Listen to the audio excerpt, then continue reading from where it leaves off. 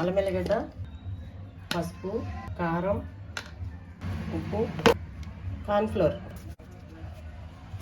కొంచెం పెప్పర్, చెక్క, లవంగం, సాజీరా, ఇలాచి అంతా ఆర్డర్ చేసి పెట్టిన నేనే ఇంట్లో, అది కొంచెం, అట్లనే ఒక ఎగ్. ఇవన్నీ కలిపేయాలి.